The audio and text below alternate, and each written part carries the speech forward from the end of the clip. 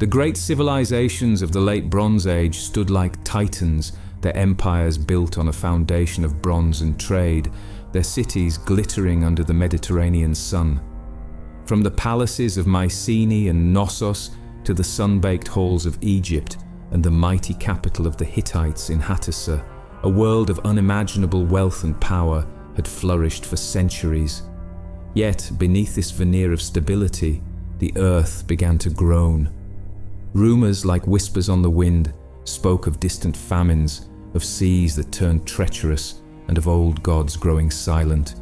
A great drought, a parched and relentless thirst, began to bleed the life from the lands. Trade routes, once bustling with ships laden with copper and tin, grew quiet.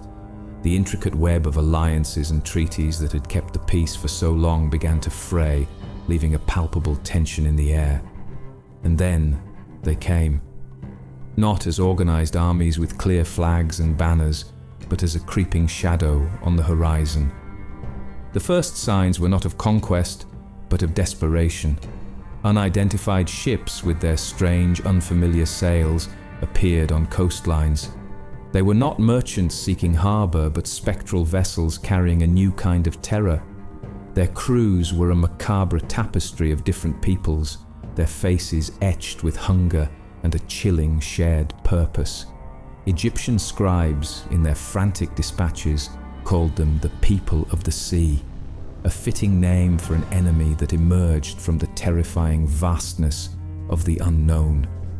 The records speak of the Sherden, with their horned helmets and round shields, and the Peliset, who would one day lend their name to a land they would conquer. There were the Checker, the Lucca, and the Shekelesh, each a piece of a monstrous puzzle. Their origins were a mystery, their true names lost to the sands of time. Were they refugees fleeing their own doomed homelands? Or were they a new, ruthless force born from the chaos of a dying world? This was not a conventional war. This was an unstoppable tide of desperation and destruction, a force of nature as relentless as a tidal wave. They swept over the coasts of Anatolia, leaving the once mighty Hittite Empire in ashes. They descended upon the islands of the Aegean, extinguishing the flickering lights of the Mycenaean palaces. Their hunger was insatiable, their path marked by the smoke of burning cities and the silence of abandoned harbors. The great age of bronze was over, and a new, darker era was about to begin. The world was on the brink of an abyss, and the sea peoples were its heralds. The whispers turned to screams. The ships that had once been a distant shadow now became a suffocating tide of destruction. They didn't just raid, they arrived with the grim purpose of unmaking civilizations. The great powers of the age, once proud and unassailable, found their foundations crumbling beneath them. In the mighty Hittite Empire, a land of towering fortresses and bronze diplomacy, the end came swiftly and brutally. The last king of the Hittites, caught between a devastating famine and internal strife, wrote a desperate letter to the king of Ugarit, a coastal vassal city. He pleaded for help, his words a haunting testament to the chaos. Enemies are coming to us from the sea. But help never came. The sea peoples descended upon the Anatolian coast with a ferocity that defied all understanding. The capital, Hattusa, was not sacked in a single glorious battle. It was simply abandoned, its grand gates left ajar as if in silent surrender to an unstoppable force. The city, and with it an entire empire's history, was swallowed by the earth, lost to the shadows for centuries. Across the wine-dark sea, in the palatial world of Mycenaean Greece, the story was no less terrifying. The great citadels of Mycenae and Pylos, with their cyclopean walls and golden treasures, were believed to be invincible. But the sea peoples were not deterred by stone or bronze. They came with fire and a hunger that burned hotter than any metal.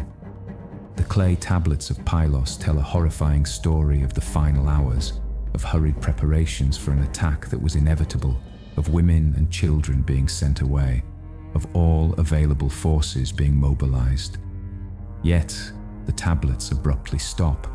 The final entry is an incomplete list of centuries, a chilling silence that marks the end of a civilization. The palaces were reduced to rubble and ash, their glittering pasts extinguished in a single, cataclysmic moment. A dark age, a 1,000-year period of illiteracy and forgetting, descended upon Greece, wiping away the memory of the kings, heroes, and poets who had lived there. Even the mighty pharaohs of Egypt, the last great bastion of order, were not immune. Ramses III, with the full might of his military, faced the Sea Peoples in 2 colossal battles, one on land and one on the Nile Delta. The stone reliefs at his mortuary temple in Medinet Habu provide the only detailed account of the invaders. We see their ships, their distinct weapons, and their families traveling in ox carts behind them. They were not just warriors, they were a nation on the move, a horde seeking a new home. Though Ramses III claimed a decisive victory, his words were a desperate boast. Egypt was left mortally wounded, its coffers drained, its people exhausted, and its borders permanently porous. The age of the great pharaohs was drawing to a close, not with a bang, but with a weary sigh. The lands around the Mediterranean were no longer safe. The interconnected world of the Bronze Age was a memory. The great powers were gone, and the sea, once a highway of commerce and culture, had become a graveyard of empires. The smoke cleared, but the silence that followed was far more terrifying. The great palaces were gone, their halls of bronze and marble now just ruins in the sun. The carefully constructed world of the Bronze Age, with its intricate trade routes and diplomatic courtesies, had been torn apart. This was not merely the end of an era, it was a fundamental shattering of reality. The Sea Peoples, for all their destruction, were a force of transition. They did not create a new empire in the ruins of the old. Instead, they scattered, leaving behind a legacy of chaos and a few haunting reminders of their passage. The Peliset, who had fought Ramses III, settled on the coast of what would become known as Philistia. Their arrival and their struggles with a new people, the Israelites, would be forever etched into the narratives of the Old Testament. Their name and their legacy of fierce opposition would give a land its identity. But the most profound change was not in new borders or new peoples, it was in the nature of human existence itself. The collapse of the great empires meant the loss of literacy. The art of writing, once used to record royal edicts and trade agreements, vanished from many regions. For centuries, the stories of the past were no longer written down. They were whispered around campfires, distorted and mythologized with each telling. This was the birth of the Dark Age, a period of profound amnesia where the past was not just forgotten, but actively erased. The collapse forced a new beginning. The scarcity of bronze, with its complex supply chains now broken, led to the forging of a new metal: iron. Iron was a harder, more common, but initially inferior material.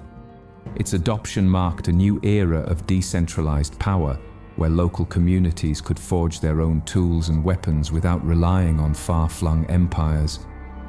The age of kings and grand palaces gave way to a new, grittier world of small settlements and emerging city-states. The stories of this new age would be different, born not from the splendor of palace life, but from the raw struggle for survival. To this day, the true origins and motivations of the Sea Peoples remain a chilling enigma. Were they simply refugees, driven to madness by famine and desperation? Or were they a new, fearsome force, born of the changing tides of a collapsing world? We may never know. Their story is a cautionary tale written in fire and ash, a reminder that even the most powerful civilizations are fragile and that the abyss, once stared into, can stare back with a terrifying, silent finality. Charge!